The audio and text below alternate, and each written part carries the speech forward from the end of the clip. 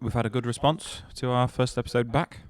Have we? It's gone down well. Yeah, lots of doing good numbers. You know, Is people. that good relative to our previous numbers? Yeah, Or I good mean, objectively. You know, if Mr. Beast had a video do that well, then he'd, probably Give up. Yeah, but for us, it's looking good. Yeah, it's all relative. The excitement's there, or it was there until Saturday. Well, what if the viewers are not United fans? Then the excitement will still be there. True. Maybe they're just turning in for a bit of a hate watch. Schadenfreude. Kevin no- Schadenfreude. Oh, I was really annoyed on the quiz, a pub quiz. It was what name links these two players, and I saw the top one, and I was like, "Oh, it's not about Kevin Schade. I've remembered who it's actually about now, but I've got to say it." And I saw one of them, and I was like, "I think that's Pascal Gross." Right. But and then I looked at the other one, and I was like, "Well, his name's not Pascal Gross, so that must be someone else." And then it turns out the other one was Pascal Struijk, and the name that linked them was Pascal. But I thought it meant both names, so I was like, "Well, that must be someone. It must be called like Adam Smith or something. Like he must be a normal name. Not that Pascal's not a normal name in certain parts of the world, but I might cut this anecdote. It's not a great anecdote. I've ruined our intro. It's all right, but it's not good enough to make the podcast. It's good enough to tell me. Okay, but now we've had this bit of after. Maybe I'll include all this. This is what the people want. They want to see behind the curtain. Yeah. Do they want this bit as well? Yeah, I think so. And maybe this bit. Not this bit though. Okay. We've had lots of comments, lots of welcome back comments. Have we? From faces new and old. All right. I should say new and returning. Yes. We had a particular comment from one of our less football savvy listeners. I'd say so. Who texted you the other night, or left you a voice note, in fact. Yeah. She said she'd enjoyed the podcast, but who was Carrick? Yeah. It's okay if I don't know. Do you know? I do know. I don't think it would be okay if I didn't know. Even if I didn't do this podcast, it would be poor. I think it would show a lack of knowledge. Yes, I would say so. He's the United manager. I hope you've returned to listen again to find out. He manages United. Michael Carrick. So there you go. If anyone else doesn't know, you do. But now. We're too scared to ask. Now you do. But it's good to be back. It is. Yeah. Our initial excitement, as Mike, who commented, said, he listened after the whole game, so wasn't able to share in our optimistic view of the season. Yeah, it didn't last long. No. Hopefully we can pick the I don't energy even back up. think we had a particularly optimistic view of the season. I think the most optimistic thing we said was we probably won't be much worse than last season. Yeah. Which hasn't been the case. Often, a lot of seasons we do get much worse. But I don't think that's changed really. No, I still believe that. Yeah. We should crack on. Yes. Lots to talk about.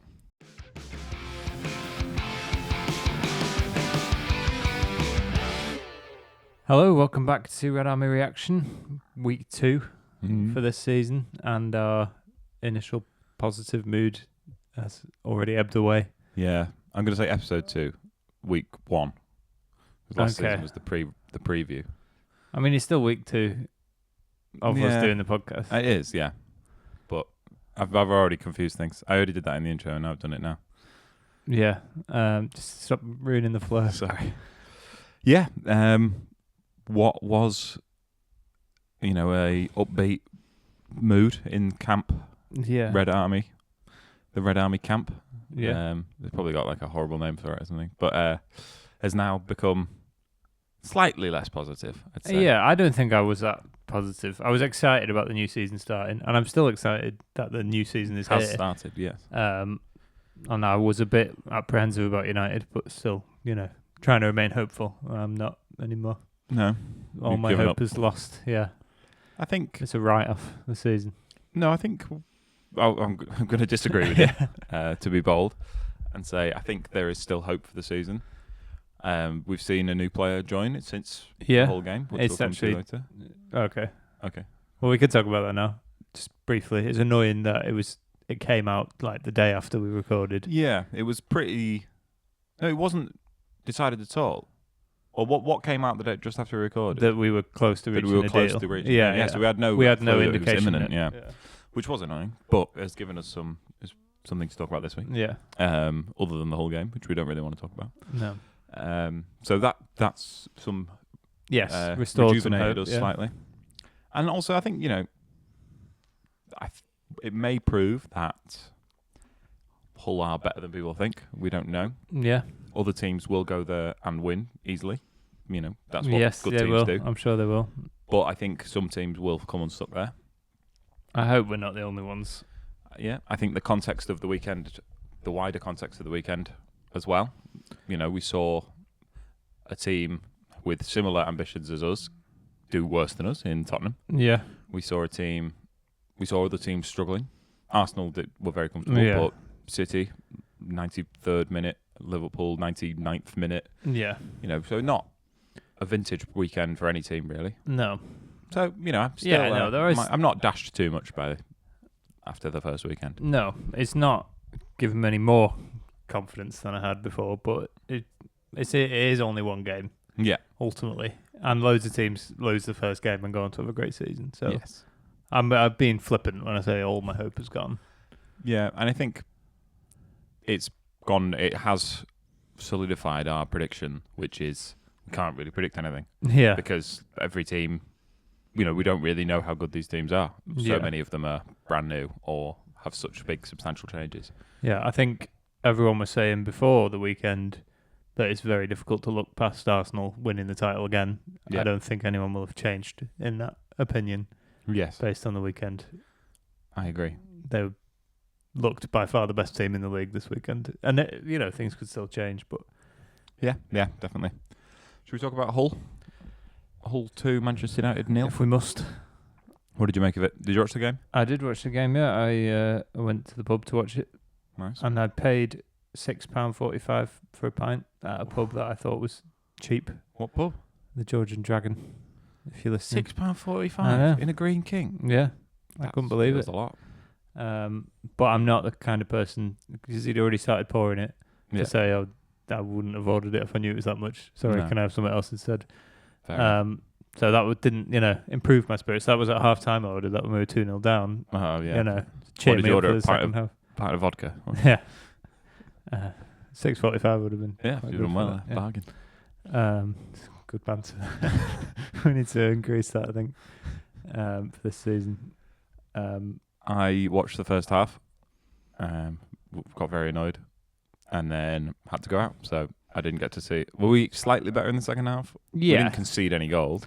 We were slightly better in the second half. We weren't good in the second half, no, but we were slightly better. There was a surprising lack of highlights in the second half. Yeah, I don't think we generated I think you've seen particularly good chances. The bulk of it, of what happened in the game, really. We didn't concede, we conceded a couple of good chances before the goal. Yeah. Before the first goal, but nothing too bad. And we created a couple of half chances. They scored from 2 set pieces, which anyone can do. It doesn't mean they absolutely dominated us. But we did just look pretty toothless and just not ready for the season, basically. Yeah. I think, so something that Tielemans said in his pre-season interview is he said that there wasn't really, all of the training was focusing on the ball. They weren't doing any sort of fitness training, I don't think. They didn't do much conditioning training. And this is something that Pep's done in the past where busy summer, players coming in at different times, you get the foundations in and then you play your way into fitness. Yeah. And providing it doesn't take too long, it can, because, and especially in a summer where we have new players coming in and we're trying to transition our style. Yeah. Away from the sort of chaos, ball forward that we've seen in the past. I think tactical work is needed and was needed, and I'm not saying it definitely still is. It definitely still is. But I think we did look unfit. We didn't look sharp for the season. No, and hopefully it doesn't take us too long to play our way into that sharpness. Yeah, we didn't. I don't think it was just that was the issue. No, I'm not. I think they were better than us. They set up. Obviously, you expect going to a newly promoted side, they're going to set up defensively, and you would think signing Santos and Tielemans would help us to get through that kind of defence, and it just didn't. We were still going over the top, playing long balls towards a striker who wasn't playing. Yeah, We didn't look any better, I would say, against that kind of defence than we have in the past, which again hopefully will come in time, but it's not ideal that didn't look any changed from before. And also we conceded 2 poor goals from set pieces. If it had been 0-0, you could take the positives. Even when we lost 1-0 to Arsenal last season with a goal from a set piece, you could take the positives because it's Arsenal. Yeah. But these... And also we did have chances in that game. We did, better chances against Arsenal than we did against Hull. Yeah, and the goal from the set piece, you could literally blame it entirely on the goalkeeper. Yeah. And say if we signed a better goalkeeper, we wouldn't concede that goal. And we did. So we can't just sign a whole new defence to stop us conceding those 2 goals from set pieces. But I don't think it was an absolute disaster. It was just concerning. Yeah. That they scored 2 relatively easy goals, chaos at the back, just from those 2 set pieces, and we didn't have much to offer either in attack. Yeah. I think there are issues, and I don't think anyone would come out of that and say, "What are you worried about?" No. But I think Carrick's got I'm not going to say a problem, but he has a conundrum, perhaps, which is he's always said he wants players to play to their instincts, and the most instinctive player I think I've ever seen in the United shirt is Bruno Fernandes. Yeah. He doesn't often... He's coming for a lot of criticism this week after his performance for his on-the-ball tendencies, his tendencies to throw the ball forwards as fast as he can to try and create these chaos scenarios. Yeah. And he was pretty absent, ineffective on Saturday. Yeah. And I think if you want Fernandes to play to his strengths and play to his instincts, which is what Carrick has said he wants for his players, then I think you need to build around him the other options so that the ball doesn't have to go through Fernandes every time. Yeah. Because we saw there was quite a lot of times where Fernandes would get the ball in midfield, he would look to play it long, and Hull would just drop off because they know that's what Fernandes is going to do. It wasn't unexpected. It wasn't, what's he going to do with the ball this time? It was, and it wasn't helped by the fact that Tielemans tried to do exactly the same thing every time he got the ball. Yeah. So if you're going to let players play to their instincts, you need complementary instincts, and that's why I think Fernandes and Tielemans are too similar in their approach to possession. Yeah. Just specifically against teams that are going to sit in, they don't offer a lot of variety. I think going forwards, we're more likely to see Kobe Mainoo play with Fernandes. Maybe, we've got how many midfielders now to play these roles with Belabor as well. Yeah. I think something Carrick needs to pick is sets of midfielders that are going to work together. It's not just it's not like in City's team, you have midfielders who are coached to play a certain way and do the certain things with the ball, and you say, well, you take, Rodri's injured, but we'll put, this week they played Mark Gay at centre mid. Yeah, and he was fine there. He played quite well there. We'll have to play John Stones at defensive midfield. We'll have to play Nico Gonzalez or Reinders. These aren't players who are amazing, who are better midfielders than Tielemans and Santos particularly. But it's a very rigid job that they're being asked to do. Yeah. That's not what Carrick wants from his midfield. Carrick's midfield is, we're going to sign good midfielders and we're going to trust them to be good midfielders. Yeah. But when you swap one of them out, or when you pair 2 together, you have to be aware of the tendencies that are going to come out of and that. what they're good at. And the emergent behaviours you're going to get, which is, if you play Tielemans and Fernandes with Rashford or Dorgu in front of them, and no number 9 particularly, you're going to give the ball away a lot. Yeah. And you're not going to be able to sustain possession or build pressure. And that's bad. And that's why we couldn't create any chances, I think. And we also had Cunha, who's not really a number 9. He's played there plenty of times, but he wasn't really playing as a number 9, which means he's sort of trying to do the same things Fernandes is doing as well. And there's no one ahead of them for them to send those long balls to. Yeah, and that's, we've said that Sesko being our only number 9 is an issue with the squad. Yeah. There's talk today of maybe another number 9 coming in and replacing Xerxes, because Xerxes is not a number 9 in the same mould. He's a completely different sort of player. He would have been probably dropping deep in that game as well and trying to link up with someone to get it in behind to no one. So I think there's an opportunity for Carrick to either evolve as a coach and start and coach these systems into the players, which I don't think is likely to happen in the short term. I think that's a sort of 2 or 3 year thing where we can build more automatic systems with these players and we can swap players out without completely changing. Or he has to get better at profiling his midfielders because they are new. They're not played together before. Yeah. Midfield is an area of expertise, you might say, for Michael Carrick. He needs to use some of that now and say, if we play this way, we're going to not have enough of the ball against these teams who are happy defending. If you're not able to maintain that pressure, you're not going to create the chances that you need to score against a defence like that. Yeah. If nothing else, we can hope to learn a lot from that game. Yeah. If we didn't already know it, certainly learn a lot about Hull and what they offer. You know, we said before the game we didn't know much about Hull. No, not in a disrespectful way. No. Not in a, who are these? We'll just turn up and beat them. No, we did say we should win, but obviously we should win. A team in the Champions League should beat a newly promoted side. But I said last week a little bit about what the fixture schedulers want when they put certain games at certain times, and how Arsenal being at home against the promoted side on the Friday night, they want the champions to turn up and show why they're champions and flex their muscles. Putting United away against the newly promoted side on the early kickoff on the Saturday, they want what happened. They want a really great atmosphere from the newly promoted side, really getting behind the team and causing an upset. Yeah. And that's what they got. But it's our job to not let them do that, to prove them wrong. Yes, absolutely. And say, we beat you in your cup final, whatever. Yeah, and there's 37 games still to be played. But it was a very annoying way to start the season by doing exactly what all of the rivals wanted us to do. Yeah. Not proving any of them wrong. Yeah, and giving them all a great start to the weekend. Yeah. And it's annoying. This goes both ways, but it's really annoying when you're the early kickoff and you lose, because it just ruins your excitement. It ruins your excitement for Match of the Day. It ruins your excitement for Super Sunday. Just ruins your excitement for watching the Premier League that weekend. Yeah. And then, all of your football podcast, repertoire that you listen to, not the ones that you're on, but the ones that you listen to. I've skipped all of those this week as well because they're inevitably going to talk about United losing. It's always a news story when United lose. Yeah, it is. And that's what they want.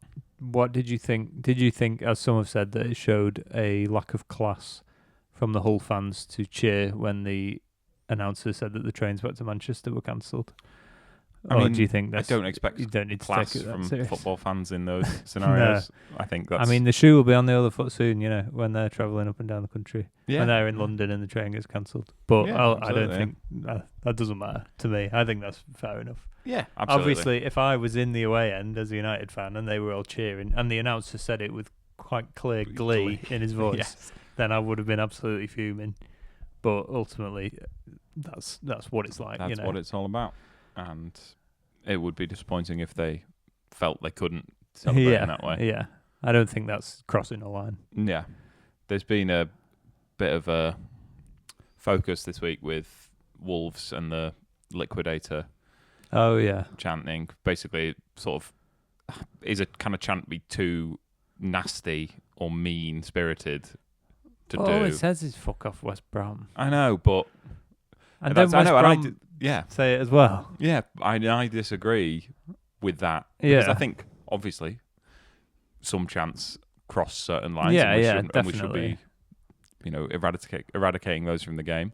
Well, but you have to get the line in the right place. Yeah, you can't eradicate being mean or being rude. No, or hating other teams. No. I remember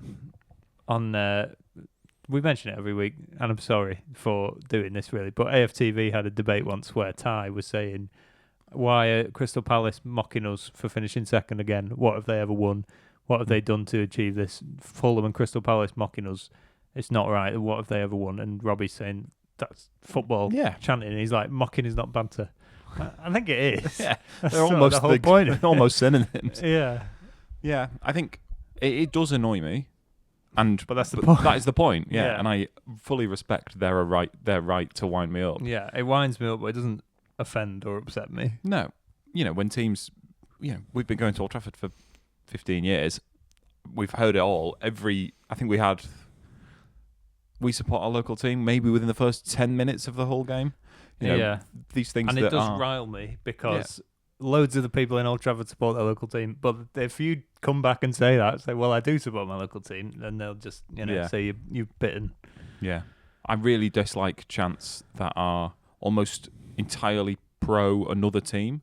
Like when Brighton sing "Just like Brighton, your city is blue." Yeah. That's not a pro Brighton chant. No, they're Brighton, the only team in Brighton. Leicester sing that as well. Yeah, a strictly pro Man City chant. Yeah. From Brighton, or you're just a shit Man City. Like, what's that got to do worse than us. It's there is.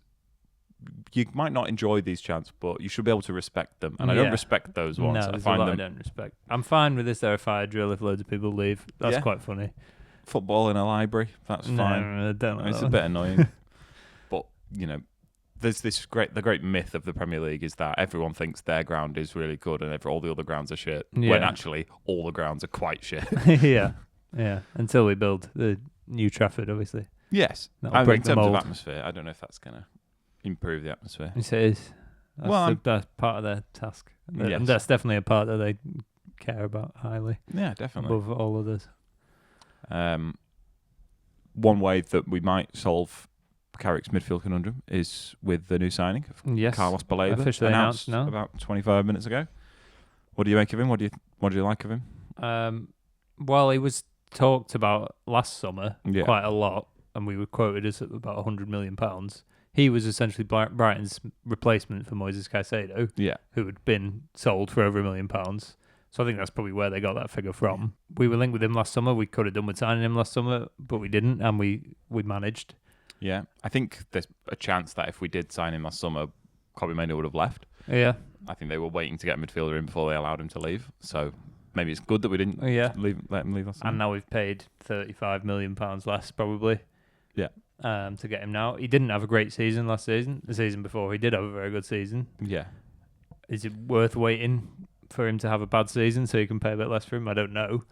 But he's not changed. He's not become a bad player in that season. He's struggled a lot with injuries. I think Brighton fans would all still agree that he's, a very good player. He's young. Yeah, he's still only 22. So, but I've seen some people say, did we need to sign a third midfielder this summer before we signed other positions? And I think we did, basically. I think we did, yeah. If you consider Agate out of the squad, which he's not going to play until April probably. Yeah. So he's not. We can't factor that in really. Mount's always injured as well. Yeah. So we did need another midfielder, as well as other positions. But if we can only sign one of them, I'm perfectly happy for it to be another midfielder.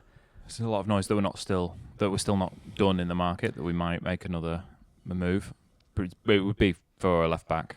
Yeah. And then there's also a striker if anything happens with Xerxes. Yeah, I think it'll be a striker. We'll definitely sign a striker if Xerxes leaves. Yeah.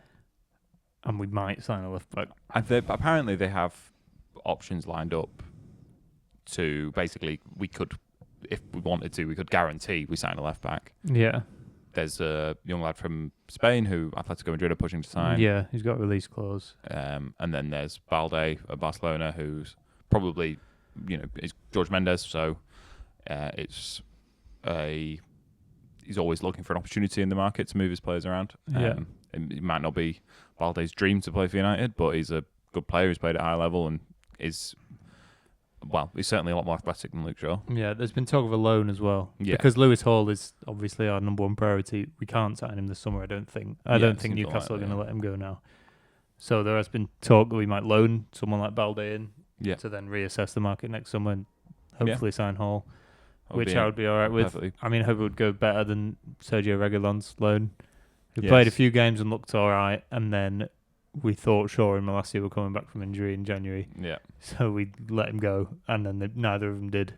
Yeah. And we ended up playing Amrabat at left back for most of the second half of the season. Yeah, so Baleba, I think, like you say, it could have been a lot more expensive. Brighton could have held the line at 110 million, 115 million, and we probably wouldn't have got him. I think waiting like we did, I'm not going to say it's a bargain, it's still 70 million quid, but it could prove to be a very, very good signing if he can develop, because he is, like I say, he's 22. He's not the finished article. But he's got all the right attributes. He's very, very annoying to play against. Yeah. He loves to He's not particularly defensive. He runs a lot. He's defensive in his actions. He loves to win the ball, Yeah. but he does that in an offensive way, in that he presses, chases the ball down, wins the ball high up the pitch. Yeah. And Carrick's all about transitions, Yeah, so he's not going to sit at the base of midfield and spray the ball around. That's not what he is. He's like we said, all action.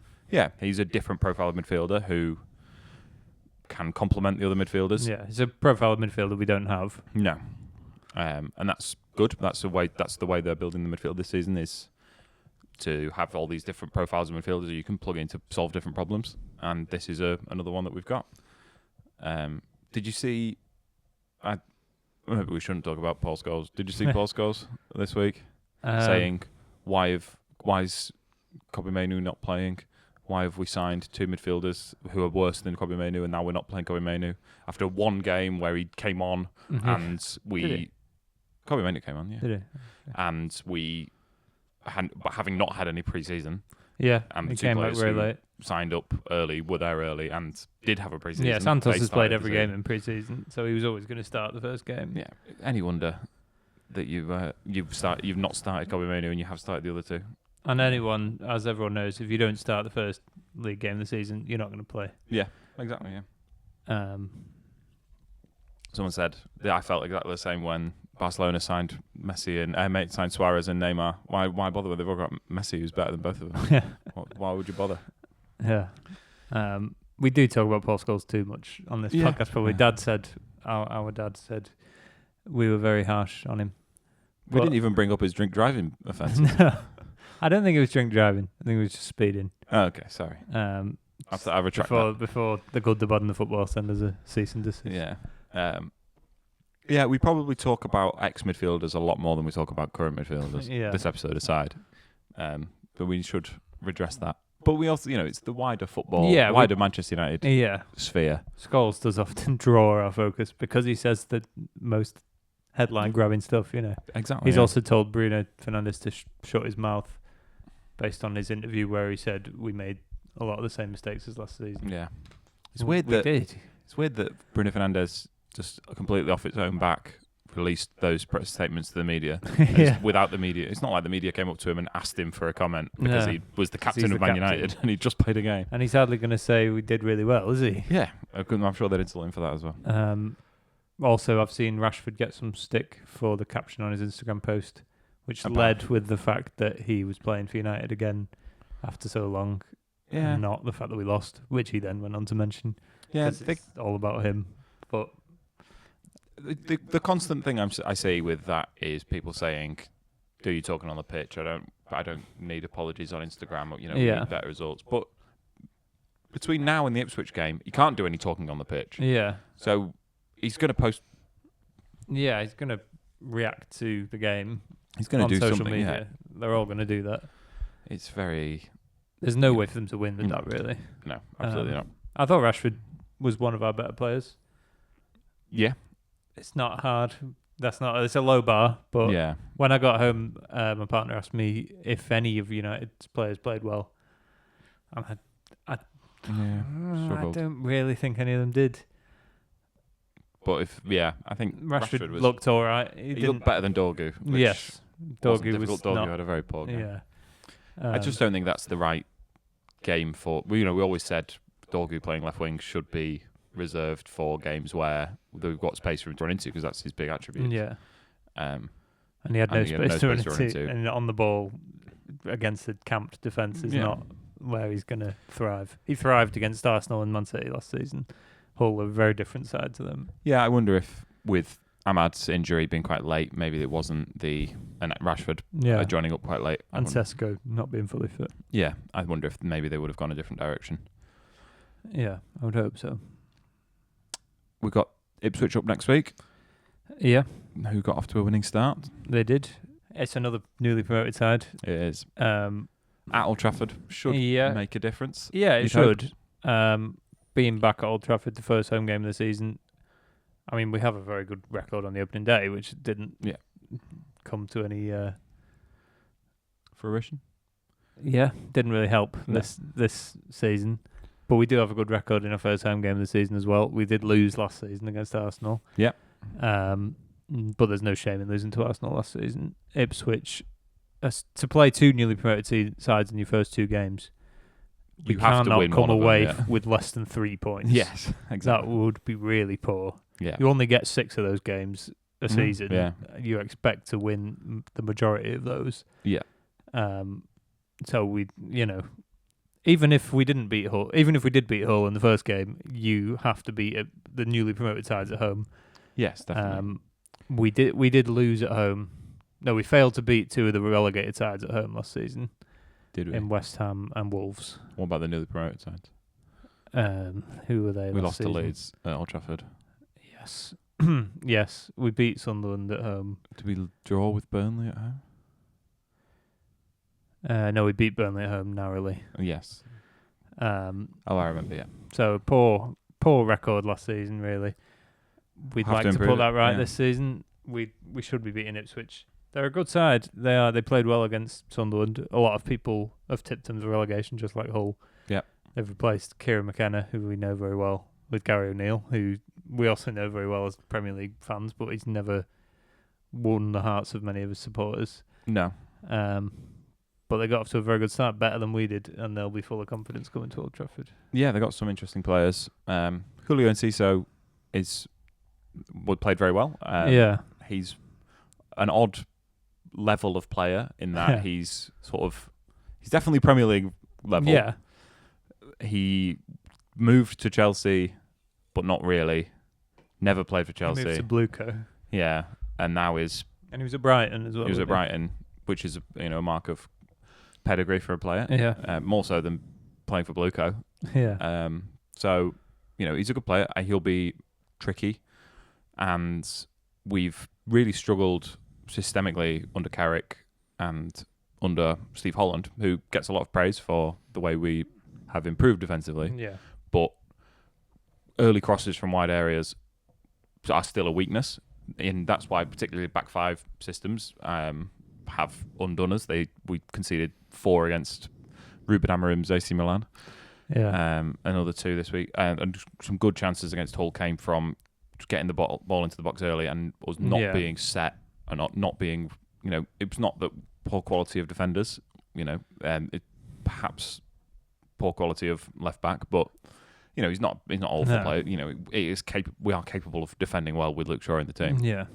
But something about the system is making us vulnerable to these, and I would like to see that we don't keep making the same mistakes. Yeah, you'd want to see that put right. It hasn't been so far. It's been a thorn in our side, I think. But Carrick's not an idiot. I'm fairly confident. Every that he's time not we an lost idiot. the game when Carrick was there last season, we responded really well. Yeah. Well, we had the first run, and then we lost. Or did we? I think we had 4 poor results in a row, either side of an international break, and then we had another really strong run. Yeah. Outside of those 4 games in the middle, I think we got 34 points out of 39. Yeah. So we are capable of of fixing these problems and not, having really long runs of poor form. Yeah. We need to address that, address the issues, get the new players in, get fitter, and hopefully we'll see some marked improvement. Yeah. Ipswich. Yeah. You're going to the game? I am. No, I'm not rushing back from somewhere. I am missing something that I was committed to go to. But United comes first. Well, I was very apologetic, and I said, the fixtures have been moved; it's out of my control. And the people I was going to see are season ticket holders or football fans, and they were very understanding and said, that's what happens. Yeah. Sometimes you gotta. The team does come first, I'm sure if we lose, they'll be. They'll be very, kind about it. I'm sure. Oh, definitely, yeah. Anything you've missed about Old Trafford? Been a while.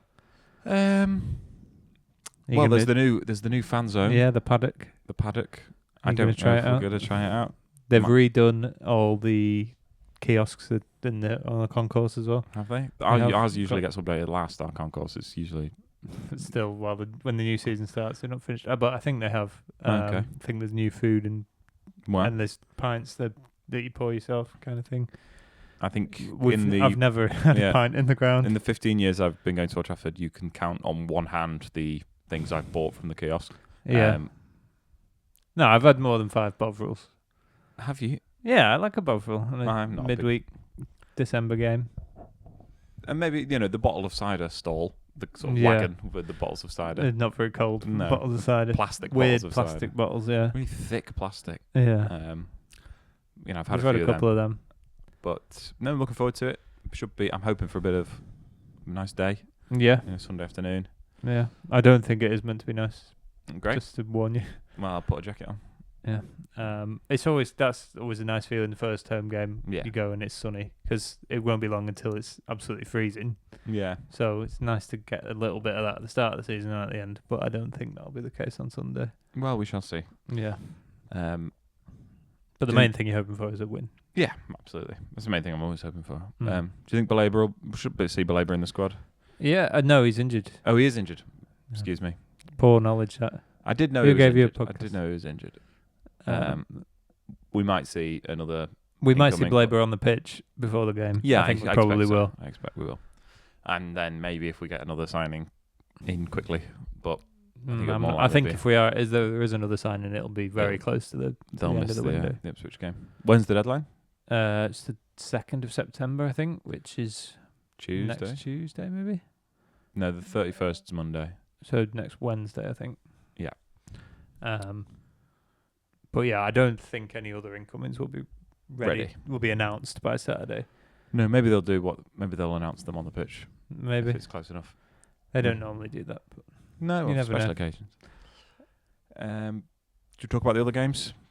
Yeah, I suppose so. Yeah. Tottenham, still shit. Yeah, it's good to see. It's not. I'm glad that it wasn't just us who looked completely not ready for the new season to start. Yeah. Spurs worse than anyone else in that regard, even worse than us. Obviously, Brentford are better than Hull, but Spurs looked really bad. Aston Villa also looked really very bad. Yeah. So that's good. We've had opening days maybe not quite as bad as Villa, but Brentford Brentford wasn't the opening day. No, Brentford was the first away. We lost the first home game, and then we lost 4-0 to Brentford. Yeah. So we've basically been in Tottenham's position there. Yes. It wasn't fun. No. That was a new manager, a few new signings. Bit of optimism. Yeah. And we lost the first game narrowly. Yeah. And then we got hammered away at Brentford. I saw an interesting thing. Gary Neville said it was good to see the sort of expensively assembled prima donnas of Tottenham's team getting outdone by the hard-working, plucky upstarts of Brentford's team. And Brentford's team cost about £15 million less than Tottenham's. Yeah. Obviously, Mateus Fernandes was on the bench, which skews that figure a little bit. Cause we didn't start. Yeah, I know. But Spurs have spent a lot of money, but not all the players were in the team. And also they had two of their big signings this summer were free in Robertson and Senesi. Yeah, that's true. And I think, we might see a change in football discourse away from pure transfer fee being the marker of a player, given how it's basically irrelevant now. Yeah. Squad cost ratio, the new metric that finances are judged by, is all-encompassing. So a player on a free who's on a massive wage has a similar impact on your squad cost, and it's not just the days of just your transfer fees mattering have gone. So maybe we'll see an adjustment there. But Gary Neville needs to Gary Neville. Mamadou Sangare as a player that a lot of sort of the media, or not the media, but the sort of online discourse have been aware of for a while, and has been available for a while, and it's often the case that the bigger clubs in the Premier League don't go for these sorts of players. Yeah, and then regret it when they do really well at it. Yeah, but I think there is something to be said for. We've spoken about it a lot, when we talk about the really young signings, how the market is much cheaper, but also much riskier, and also much easier to come through. It seems that aren't Man United, basically. Yeah, I think that's also the case for these sort of early career big moves, where we've seen players from United aren't a good environment, and this is an issue with the club, but also an issue an unavoidable issue given the media profile of the club. It's a really difficult environment for young foreign signings to come into. It is, yeah. And so many have struggled in the last few years. Especially as a starter. If you can come in as an option, then that's fair enough. But we don't, because of the way the squad has been mismanaged and misbuilt, we very rarely sign options. We mainly just sign There's starters. always a glaring hole in the starting 11 for us to sign. So I think it's another example of if he'd come in at Man United or at Tottenham instead of one of the Premier League proven players that both clubs have prioritised, then maybe it would be a snip and they would have saved a lot of money. But there's also the chance that you can't do it, and then they're probably on a higher wage at Old Trafford than they are at Brentford. They're harder to move on because we can't sell very well. Yeah, that level of signing, I think. You can sort of point and laugh at United and say and Tottenham and say they always pay big money for these midfielders, and then the other teams get bargains that are better than them. Yeah, and how did they miss Sangare and not sign him instead of Tonali or Fernandes or Baleba? But I think it's a moot point. It doesn't work like that. Yeah, if we were signing Baleba from Cannes instead, then it wouldn't be. The risk profile is just so much higher. Yeah. Even though the fees are third as much, it's not. Even at 25, 30 million or this 40 million for Sangare, it's still a big signing. It's not just we'll pick him up and see. And it's Brentford's record signing. Yeah, you have to be certain that they'll either work or you won't get stuck with them. And United are never certain of that. Yeah. And maybe if Brighton or Brentford had signed Anthony for a third of the price, he might have done really well there. Yeah, there's every chance. Yeah. Any other games caught your eye? Well, we saw two of the promoted sides win. Coventry, you can't really say much about them not winning. Sunderland are one that have worried a couple of people, I think. Yeah. I don't think they're in the you fear for Sunderland category yet. No, they could be in the sleepwalking towards relegation though. I think it's a bit early for that. Oh, it is, yeah. It's still... They've not gone to bed yet. Yeah. But to lose at Ipswich, they didn't play very well. Obviously, they've got players like everyone who've had less pre-season and stuff. Yeah. But a lot of people have said Sunderland, if one of the promoted sides is to stay up, Sunderland could be the one who drop in. Yeah. And that's not really changed after they lost to Ipswich. No, they'd have hoped for a better opening than that. Yeah. Chelsea won last night. Yeah. They didn't look amazing, but they probably looked better than... Well, they look better than us. They looked a lot better than us and Spurs. And about the same as City, probably. Yeah. Not entirely convincing, but you can see there's a lot of quality there. Yeah. They were very reliant on Fulham's sort of kamikaze centre-backs giving the ball away, which they... you can look at it in several ways. It was either, astute preparedness from Xavi Alonso to get them in this, get them ready to play against that and optimize and really take advantage of that. There is a word. Exacerbate? No. Take advantage of. Yeah. Another word for that. Profit from. Their... Exploit? Yes. To really exploit Fulham's naivety in that way. Or, you could just say that Fulham kept passing it to their strikers and they had lots of attackers on the pitch. Yeah, Cole Palmer looked really good. Better than he has for a while. He, inevitably, why didn't he go to the World Cup, was brought up again. Yeah. Because England have lots of attacking players and, he doesn't, the manager doesn't play with, or doesn't like that style of player and, what are you going to do? Yeah. Newcastle, I think, looked a lot better than a lot of people were expecting. Yeah. Liverpool probably looked about what people were expecting. Yes. And were fortunate to get a penalty in the last minute. Yeah, definitely. They could have easily lost that game. Yeah. And I think there might have been a fair result. Yeah, Newcastle would have merited it if they didn't give away a penalty in the last minute. It was a penalty, by the way. Yeah. Seen people saying because he didn't really do enough. He didn't commit to a challenge or anything, but he has brought him down. Yeah. He's stood right next to where he's about to be and clattered into him a little bit. Yeah, I think it's the sort of penalty that people think, in modern football, that's a penalty. That's that's the way the game's going. Yeah, I think that's been a penalty for quite a while now. I saw someone say just make it a non-contact sport if that's a penalty, but he's brought him down. Yeah, he's not just nudged him. Yeah, you're allowed to. If you run near a player and they make contact with you and you can't get past and get to the ball, that's a penalty. Yeah. That's always been a penalty. Yeah. But yeah, there's we're not. No one has, like you say, other than Arsenal, no one's really put any doubts aside. No. City were poor, but got a win. Yeah, they were poor. I don't think they were poor for the whole game. They were poor at times. Yeah. But I don't think Bournemouth were any better than City over the course of the game, really. No. Haaland's cut his hair. He has not very well. Yeah, he's not had a haircut. He's just shaved his head. But it doesn't even look like uniform enough. It doesn't look like it's been well shaved, just number one all over. It just looks a bit, I don't know. I've never seen hair like it. It's odd. Yeah. He's always looked odd. Yeah, yes. He's an odd looking guy. Yeah. Not that there's anything wrong with that. No. He's got better a lot than of other stuff normal, isn't it? Got a lot of other stuff going for him. I'm sure. And he missed a very presentable chance and didn't score. Yes, which is good news. Yes, hopefully that was the source of all his powers. Oh yeah. What if we shave our heads and we get really good at football? But we've had short hair at times when we were children, and we weren't very good at football then. Yeah, but all children are bad at football. But there's levels to it. We were worse than the other children. Yeah, that's true. Well, not all children are bad at football.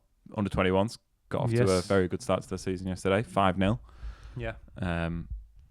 It's an odd age group, under 21s, because you've got sort of 22-year-olds, basically, 21 people who are 22 in the next couple of weeks, who are never going to make it at Man United and should clearly, leave. because they would have made it in the first team by now if they were good enough. And then you've also got 15-year-olds who could well be in the first team squad in the next few weeks. Yeah. I'd like to see. We've spoken about how we'd like to see more involvement from the age groups. Yeah, we'd always like to see that. If we do sign another defender, we're then looking at there being no space. The bench being full, or the squad filling the bench. But we're going to have a lot of games this season. Hopefully, we're going to have at least 8 more games than last season. Hopefully, a few more than that. So, I'm going to say now it will be at least 10 in the Champions League. Okay. Spurs and Newcastle finished in the top 8 of the Champions League last season. On the bottom half of the Premier League. Yeah. And you only have to finish in the top 24 to get another tie. Yes. We would have to be really bad and lose to some terrible teams. Yeah. I know it is possible, but come on, surely we're going to get in the playoff. We'll play at least 48 games this season. More than last season. Well, at least 50 games. Yes, sorry, we played 40 last season. So there will be opportunity. There will be rotation. There will be injuries. You can't go from one season complaining that if Kobe or Casemiro get injured, we're in trouble. Yeah. To then saying, well, why have we signed midfielders to play if Kobe or Casemiro get injured? Yeah, it's always the case. It only seems to be an issue at United when we have more than 11 good players. Yeah, we have more than 3 good midfielders. Well, how are they all going to fit into the team? They're not all going to fit into the team at once, but you need more than a starting 11. You need a squad. Yeah.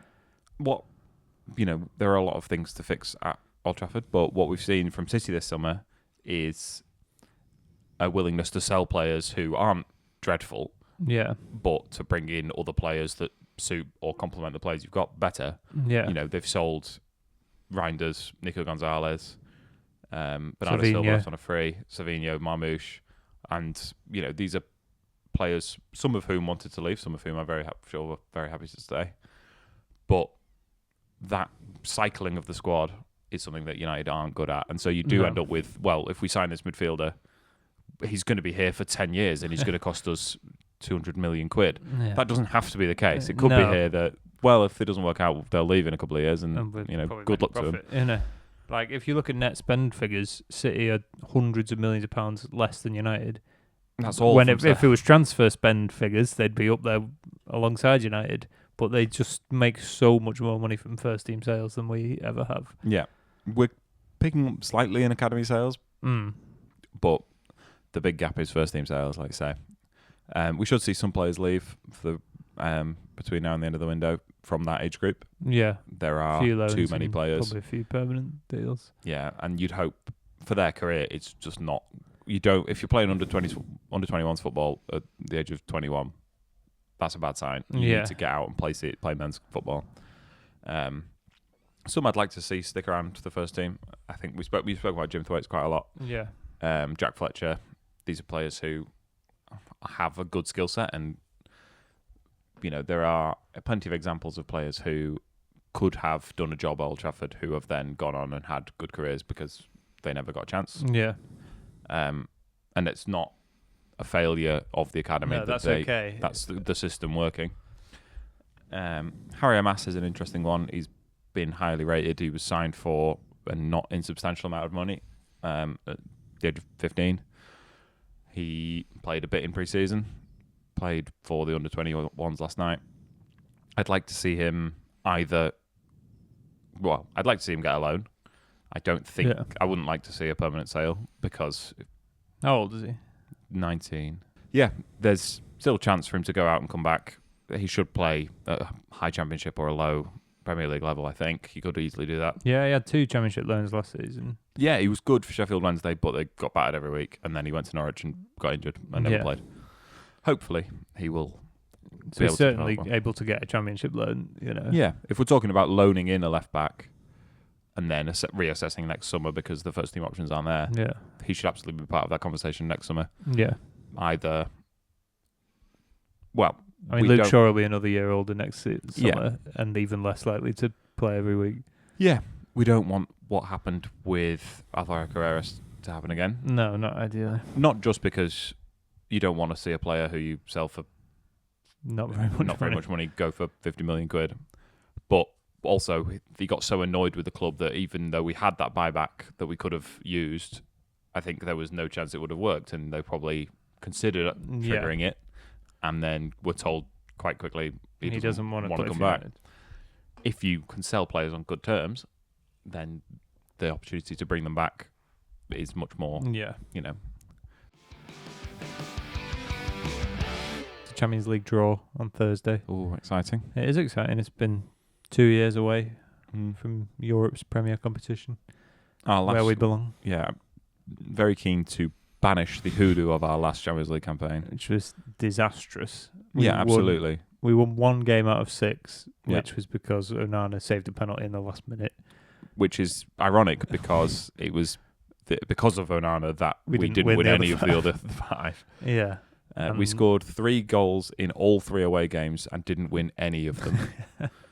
Was that 2 3-all draws and a 4-3 loss? No, we lost at Bayern Munich and we lost at the Turkish team as well, didn't we? Galatasaray. No, we drew 3-all away at Galatasaray. Okay, yeah. So we lost 4-3 away to Bayern Munich, and Copenhagen was the other team. Was that 3-all? Oh, did we lose 3-2? Hang on. It was bad. I know that, and they were all, apart from the 1 game we won, they were all such ridiculous games. We went 2 goals up in quite a few of them and didn't win them. We were just shipping goals. We gave away a penalty in about 4 out of the 6 games. Yeah, here we are. So, lost 1-0 at home to Bayern Munich. So is this reverse order? Yeah. Bayern Munich away was first. Right, yeah. Lost 4-3 to Bayern Munich away. Lost 3-2 at home to Galatasaray. Yeah. Won 1-0 at home to Copenhagen. Lost 4-3 away to Copenhagen. So 2-4-3 losses away, and then drew 3-all with Galatasaray away, and then lost 1-0. Lost 1-0 home to Bayern. Yeah, it was a disastrous campaign. Nonsense. Too bad for us to drop into the Europa League, which was still a thing back then. Yeah. So hopefully, you'd expect we'd beat that. I mean, it was a bad season all round until we won the FA Cup at the end. Yeah, the new Champions League system. Yes, our first time in it. We've been in the Europa League system. Yeah, it'll be. And we got to the final, and we're going. We've got we shall be going Champions League Cup option this season. Yeah, which is exciting stuff. You're not getting to go to any of the first 4 home league games. No, so you should get a Champions League. Yeah, I should hope so. You'd like, obviously, there's a balance between wanting teams you can beat and wanting big European sides. The point of the new system is to have big teams playing each other earlier on. Yeah. So you'd hope for at least one home game against the Real Madrid or Barcelona or AC Milan, even. Not AC Milan. They're not in it. And they've got Amra's manager. Yeah, it's not worth the risk. No, they are a historically big European club, but we can't play them. Inter or Paris. Bayern Munich, PSG. Yeah. Maybe one. Yes. Not two, hopefully. Yeah. But you play one team from each pot, home and away. Yeah. So you'd hope for a couple of exciting ties and then a couple we can win. Yeah. It's really weird. The teams that, Paris haven't finished in the top 8 either of the last 2 years. Yep. Won it both times. Real Madrid didn't finish in the top 8 last season. No. There's, but teams like Tottenham and Newcastle did. And then, so doing well in the group stage isn't the most important thing. We have to get through in the group stage. Yeah. And like you say, we'd like to avoid having to play that playoff. Yeah. If we could get into the top 8, that'd be nice. Yeah. We shall see. We'll address the draw next week. Yeah, it's at 5 p.m. though, which is weird. I always think weird. of it as a morning thing. I feel like it's always at 11 o'clock in the morning. Yeah. But where's the final this year? Don't tell me. Oh, I should know that. The last one was in Budapest, wasn't it?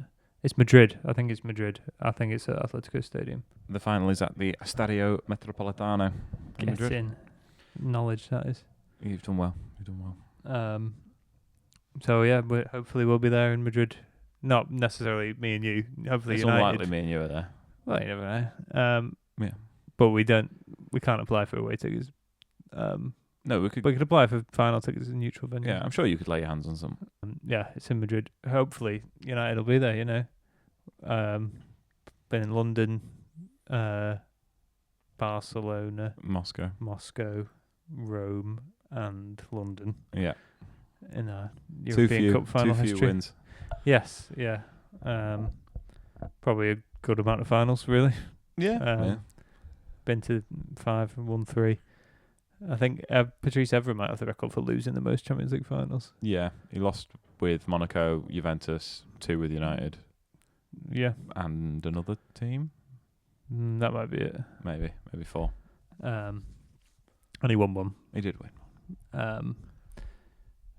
Obviously I'm not expecting us to get to the final or even the semi-final probably, but it would be nice to have a good Champions League campaign because we've not had one of them in a long time. Yeah. Was it the one before the last one where we had Ollie and we went out in the group stage? Yeah. Oh no, we had one after that where we got through the group and went out to Atletico Madrid. Yeah. The one before we won our first 2 group games against PSG and RB Leipzig. We won away at PSG. Then we beat RB Leipzig 5-0 at home. Yeah. And then we had 2 games against Istanbul Başakşehir next to guarantee that we would get through. We lost 1 and won 1, then lost to those other 2 teams and went out on goal difference. We went into Europa League, got to the final and lost. So let's hope for a better turnout. Yes. There's, I think, we'd settle for one great knockout tie, I think. A win. Winning one. I think winning a great knockout tie. You know what? A winning knockout tie against Bodo Glimt or someone, it would be good and would be nice to see. Yeah, we'd take it. I'd really like to win a great tie against a big side. Yeah. It's been too long. It has been far too long. Paris under Ollie was probably the last great big win. 7 years ago. 7 and a bit. It was March. It'll be 8 by the time we get there. So yeah. So we need to put that right. Yeah. But that is all to come. Yes, it is exciting. Ipswich is the next one on the horizon. Yeah. Got to get past that first. Yeah. The Tractor Boys. Yeah. Ed Sheeran's lot. Yeah. I don't know other Ipswich fans. How did we beat Ipswich last time we played him?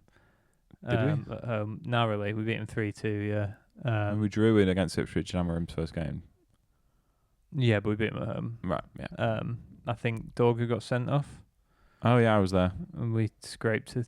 I was in Andrew's seats. Mm. And it was, from where, you won't be aware. Well, some of you will be aware. Andrew seats, our uncle, are pitch level. Yeah. Really great seats. The complete opposite side of the pitch from where Dorgu's red card happened. Yeah. Tackle goes in. What on earth has he sent him off for? He didn't get anything on him. And he's like, well, this is the worst place in the ground to assess that tackle from. There was about 6 Ipswich players. It was pouring with rain. Yeah. But no, everyone around me completely adamant. I can't believe he sent him off for that. Nothing in it. Yeah. And then when you watch it back and he stands on the side of his knee, it probably was a red card actually. Yeah, probably. Who knew? Yeah. But we do that from where we're I do it ironically. I'm like, that was so obviously handball. How can he not give that? Because I know that people around me will probably agree. Yeah.